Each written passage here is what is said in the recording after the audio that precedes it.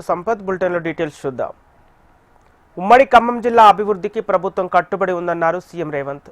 10 ఏళ్ల బీఆర్ఎస్ పాలనలో నీటి ప్రాజెక్టులు కేసీఆర్కు కనక వర్షాన్ని కురిపించాయే తప్ప జిల్లా ప్రజలకు న్యాయం జరగలేదని విమర్శించారు. తమ ప్రభుత్వం త్వరితగతిన ప్రాజెక్టులు పూర్తి చేసి ఖమ్మంను సస్యశ్యామలం చేసేందుకు కృషి చేస్తుందని తెలిపారు. ఇక ప్రభుత్వంలో కీలక మంత్రులు ఉమ్మడి ఖమ్మం నుంచే ఉన్నారన్న సీఎం జిల్లాకు ఏం కావాలన్నా చేసి పెడతామని హామీ ఇచ్చారు.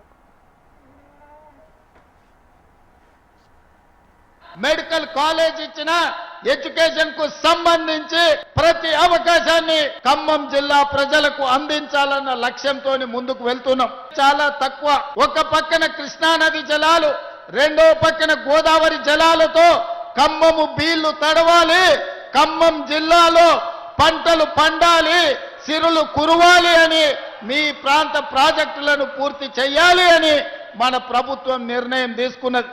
సీతారామ ప్రాజెక్టునే కాదు, ఈ ఖమ్మం జిల్లాలో ఉన్న సాగునీటి ప్రాజెక్టులు 10 సంవత్సరాలు నిర్లక్ష్యానికి గురైనాయి, అవినీతికి లోనైనాయి. కేసీఆర్ ఇంట్లో కనక వర్షం కురిపించినాయి తప్ప ఖమ్మం బీడు పొలాల మీద నీళ్లు పారలేదు.